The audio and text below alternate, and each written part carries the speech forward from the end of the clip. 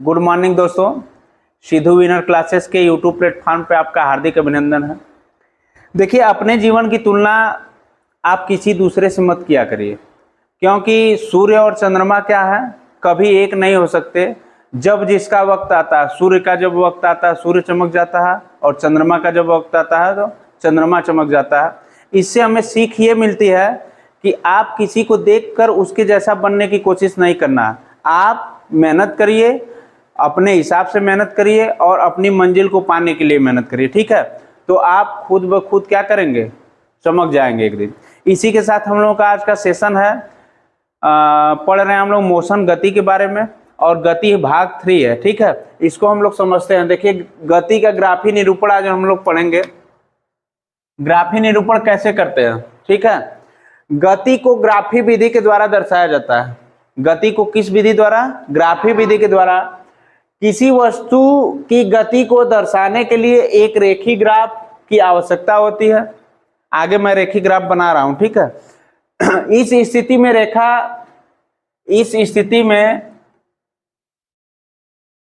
रेखीय ग्राफ किसी एक भौतिक राशि पर निर्भर को क्या करता है, दर्शाता है या निर्भर रहता है। जैसे दूरी या वेग का दूसरी राशि समय है, ठीक है। अब क्या करेंगे हम लोग, दूरी समय ग्राफ पढ़ेंगे और इसको दर्शाएंगे, ठीक है। देखिए, दूरी समय ग्राफ क्या होता है कि एक समान गति से चल रहे वस्तु का दूरी समय ग्राफ, ठीक। दूसरा है, इस ग्राफ में समय को x अक्ष माना जाता है। क्या माना जाता है? समय को। और दूरी को y अक्ष, और दूरी को क्या माना जाता है बेटा? y अक्ष।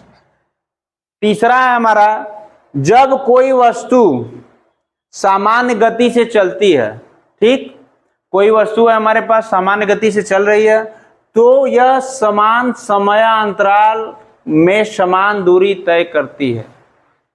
अतः वस्तु द्वारा तय की गई दूरी लिए गए समय के समानुपाती होती है। दूरी और समय का अनुपात क्या होता है?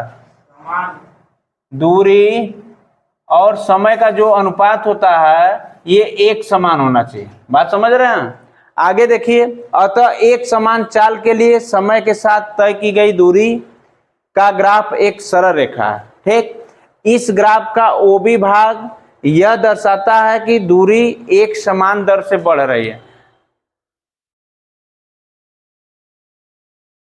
देखिए, ये आपका ग्राफी निरूपण है, चाल दूरी समय में, ठीक है। यहां से देखते हैं, एक डायग्राम बनाते हैं। देखिए क्या, और यहाँ पे एक सरल रेखा खींचते हैं। बात समझ रहे हैं? जब सरल रेखा खींचते हैं तो डायग्राम में क्या है कि आप लिख सकते हैं, यहाँ पे 10, 20, 30, 40 लिख सकते हैं कि नहीं?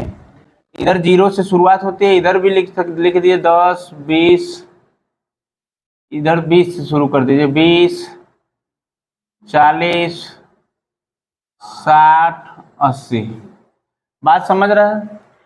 इसमें क्या होता है कि चाल बराबर दूरी बटे समय होता है, और एक समान चाल पढ़ाए थे कि जब समान दूरी होगी तो समान समय भी लगेगा, ठीक है। यहां पर एक रेखा खींचिए और इसको क्या कीजिए, मिला दीजिए।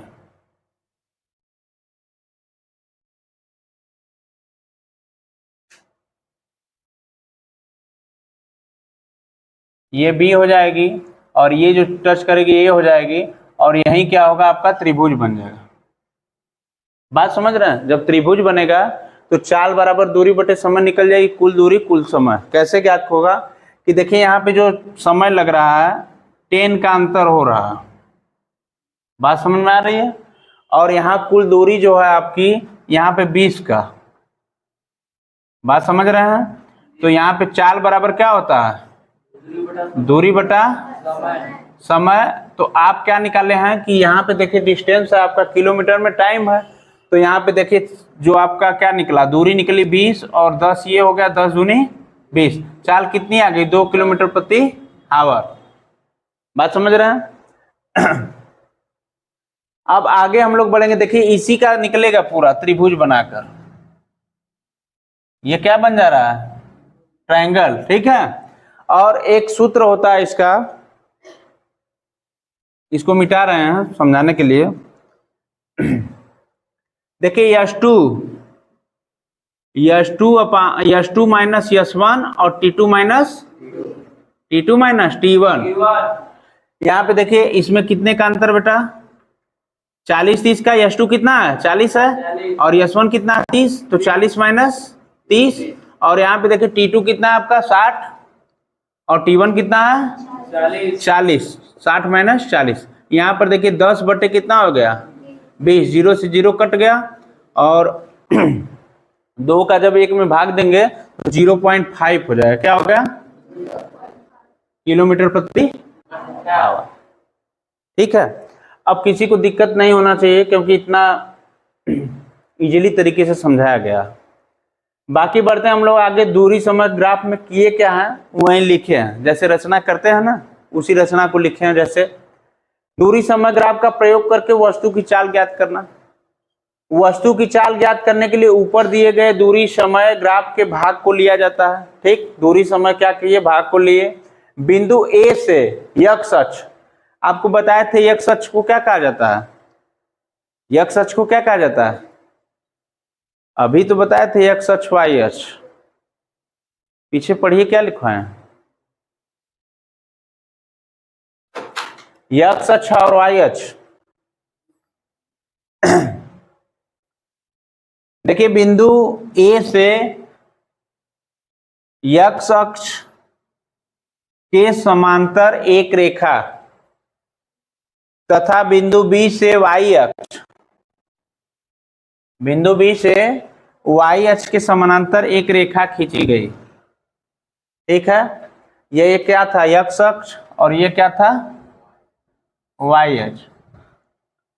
डिस्टेंस दूरी बटा समय लिखवाए हैं पिछले सेशन में लिखवाए थे। अभी ये दोनों रेखाएं बिंदु सी पर मिलकर एक त्रिभुज एबीसी बनाती हैं। देखिए बिंदु सी पर रेखाएं मिल रही हैं कि नहीं मिल रही हैं, ये आगे जाकर सी पर मिल रही है तो ये क्या बना रही है ए बी सी, एक त्रिभुज का निर्माण कर रहे हैं।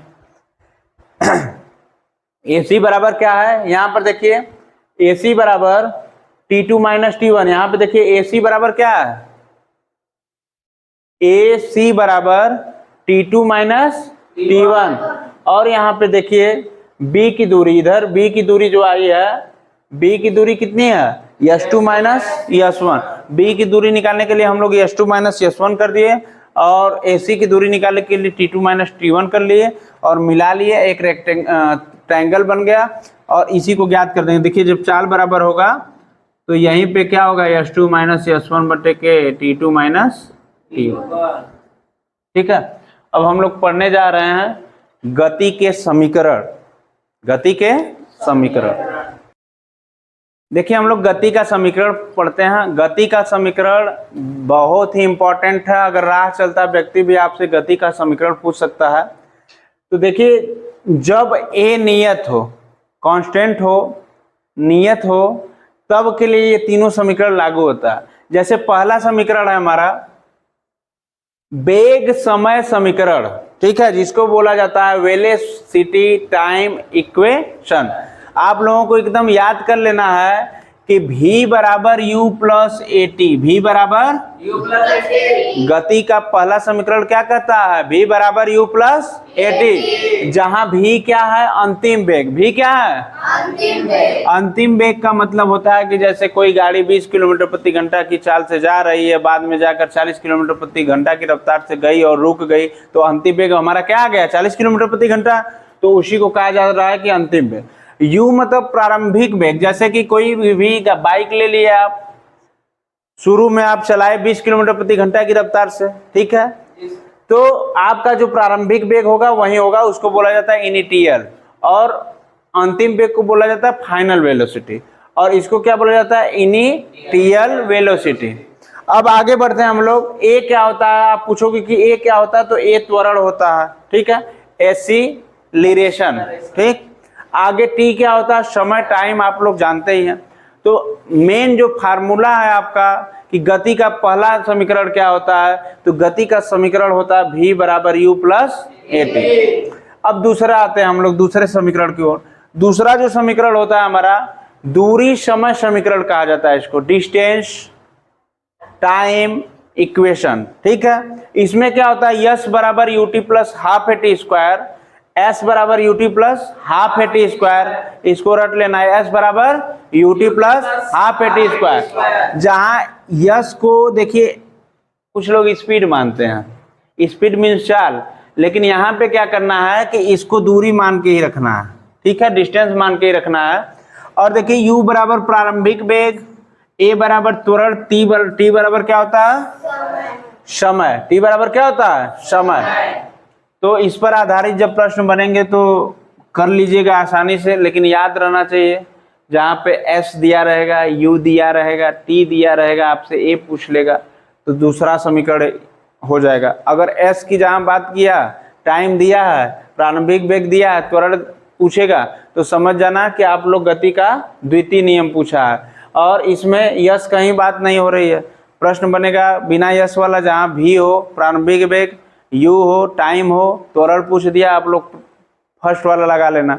अब तीसरा क्या है, तीसरा है वेग दूरी समीकरण, वेलोसिटी डिस्टेंस इक्वेशन। ठीक है, क्या होता है कि वी स्क्वायर बराबर u square plus 2as, v square बराबर यू स्क्वायर प्लस 2as, जहां v बराबर अंतिम वेग, u बराबर प्रारंभिक वेग, a बराबर त्वरण और यश बता ही दिए हैं कि यश को क्या मानिएगा आप लोग, दूरी मानिएगा। क्या मानिएगा, दूरी मानिएगा। इन तीनों प्रश्नों से हम लोग क्या करेंगे, प्रश्न को हल करेंगे और देखेंगे कि कौन सा नियम कहाँ पे उपयोग हो रहा है। देखिए पहला प्रश्न है गति के समीकरण से। पहला प्रश्न है हमारा, किसी कार की चाल 10 सेकेंड में 30 किलोमीटर प्रति घंटा से 60 किलोमीटर प्रति घंटा हो जाती है, इसका त्वरण क्या होगा। सबसे पहले हम लोग समझते हैं, देखिए टाइम कितना दिया है बेटा, 10 सेकेंड। कितना दिया है, 10 सेकेंड। प्रारंभिक वेग u बराबर कितना दिया बेटा, 30 किलोमीटर प्रति सेकंड, 30 किलोमीटर प्रति हावर दिया है। कितना दिया है, प्रति हावर। और जो हमारा अंतिम वेग है, अंतिम वेग v बराबर कितना है, 60 किलोमीटर प्रति हावर। तो पूछा क्या, त्वरण पूछा है। अब देखिए बात को समझना है, जो समझ गया वो कर लेगा। 10 सेकेंड दिया है और ये किलोमीटर प्रति घंटा दिया है, तो घंटे को पहले किस में बदलना है, सेकेंड में बदलना है। तो u बराबर जो है 30 किलोमीटर प्रति घंटा है, तो इसको जब हम सेकेंड में बदलेंगे, मीटर प्रति सेकेंड में, तो मीटर प्रति सेकेंड में बदलने का एक फार्मूला होता है, 5/18 से क्या करते हैं, गुणा कर देते। ठीक, अब इसको काटिए, 3 छक 18, 3 दहा में 30, 2 3 6, 2 पचे 10, 5 पचे 25 बटा 3 मीटर प्रति सेकेंड। बात समझ में आ रही है। अब इसको क्या करेंगे, अंतिम वेग को भी बदल लीजिए। 60 किलोमीटर प्रति घंटा दिया है, तो इसको भी मीटर प्रति सेकंड बदलने के लिए 5/18 से क्या करते हैं, गुणा करते हैं। 6 तिलिक 18, 6 दहा में 60, 10 पचे 50, 50/3। समझ में आया। सेकेंड में दिया है टाइम, समय, तो ये किलोमीटर प्रति घंटा में दिया है, तो इसको मीटर प्रति सेकंड में बदल लीजिए। मीटर प्रति सेकंड में बदलने के लिए 5/18 से गुणा करते हैं, और किलोमीटर प्रति घंटा को मीटर प्रति सेकंड में बदलने के लिए 5/18 से गुणा करते हैं, और मीटर प्रति सेकंड को किलोमीटर प्रति घंटा में बदलने के लिए 18/5 से गुणा करने। ये तो कॉमन चीज है, मैथ आप लोग पढ़े, पता होगा सबको। वही काम किए हैं हम, प्रारंभिक वेग को बदल दिए हैं मीटर प्रति सेकंड में, और अंतिम वेग को बदल दिया किसमें, मीटर प्रति सेकंड।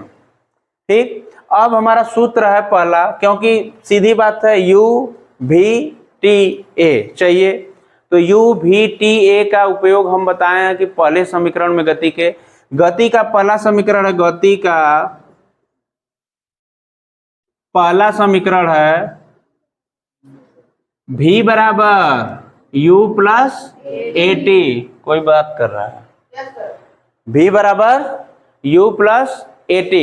तो देखिए यहाँ पे क्या है, v का मान क्या है 50/3, v का मान क्या है 50/3 बराबर u का मान कितना है जी 25/, प्लस a हमको चाहिए और t कितना है 10 सेकेंड, t कितना है। अब पक्षांतर करते हैं, तो जब पक्षांतर करेंगे तो 50/3 है इधर और इधर प्लस 25/3 है, तो इधर क्या हो जाएगा -25/3 बराबर 10a। ठीक, अब a बराबर देखिए करेंगे क्या, a जब a बराबर पूछेगा इधर गुणा है तो इधर क्या हो जाएगा भाग हो जाएगा, तो 50/3 -25/3 भागे 10 बराबर a। इतना बात समझ में आई। अब इसको सॉल्व करना है, पहले इसको सॉल्व कर लीजिए ऊपर वाले को, फिर नीचे से भाग देंगे हम लोग, आसानी हो जाएगी। देखिए 50/3 -25/3, इसको हल कर लीजिए, इसको हल करने पर 3 लसा आएगा और यहाँ पे 50 में से 25 घटेगा तो कितना बचेगा 25/3, और जब 25/3 से बेटा किसमें भाग देना 10 से, 25/3 को 10 से भाग देने पर कितना प्राप्त होगा /1 हो जाएगा। तो इसको क्या करते हैं उलट देते हैं, तो 25/3 गुणे 1/10, 25/10, 5 बचे 25, 5 दूना 10, अच्छा ये 30 हो जाएगा, 10 टाइम 30 हो जाएगा, तो 5 बचे 25, 5 6 30। तो कह सकते हैं कि 5/6 क्या आया त्वरण, त्वरण कितना आ गया बेटा, इधर लिख देते हैं खाली है, त्वरण आया 5/6। अगर इसको दशमलव में बदलना चाहो तो 6/48, 6×18, 6×18, तो कह सकते हैं कि 8.12 लगा देते हैं। ठीक है, ये रहा हमारा आंसर। देखते हैं यहाँ पे दूसरा प्रश्न है हमारा गति के समीकरण से।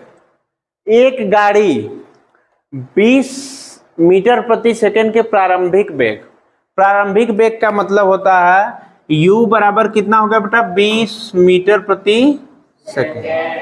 किसी को कोई दिक्कत अंडस, ठीक। तथा एक समान मंदन का मतलब होता है कि जब दूसरा वेग होगा तो अंतिम वेग बराबर 0 हो जाएगा। क्या हो जाएगा 0। यही आप लोग नहीं, मंदन का मतलब नहीं समझ रहे थे, तो एक समान मंदन का मतलब क्या हो गया 0 से 5 सेकेंड तक चलकर, 5 सेकेंड टाइम हो गया, 5 सेकेंड चलकर विराम अवस्था तक आ जाती है।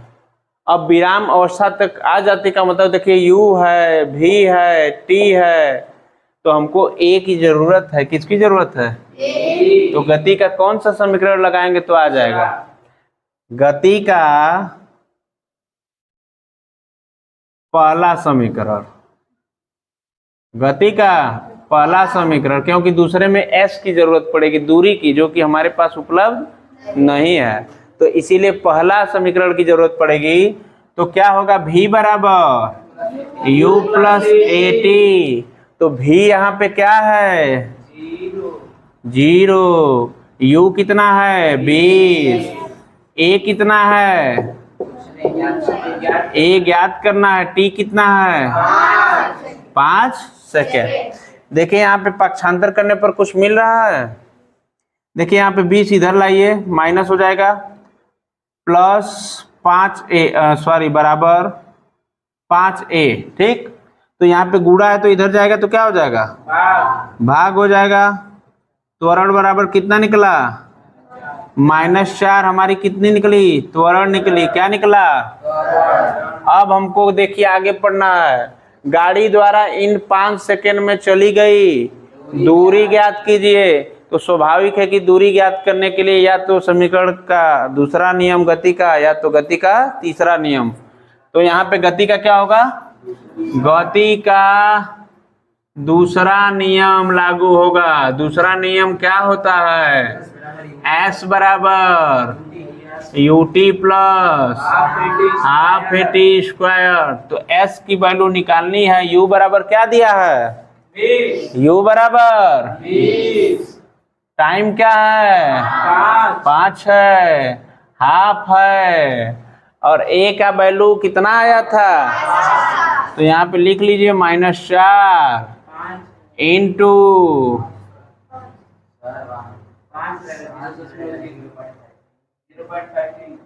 अच्छा यहाँ पे 5 रहेगा ना, 5 लिख लीजिए और यहाँ पे 5 का क्या हो जाएगा?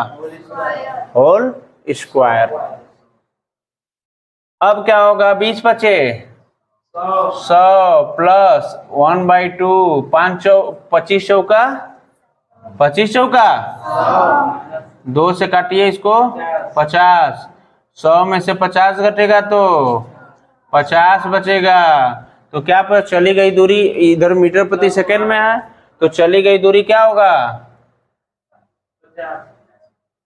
गधा, ये इससे कटा है 1/2 था तो 1 कहां से गिन रहा है? तो ये 100 में से 50 घटेगा तो क्या बचेगा? 50 मीटर।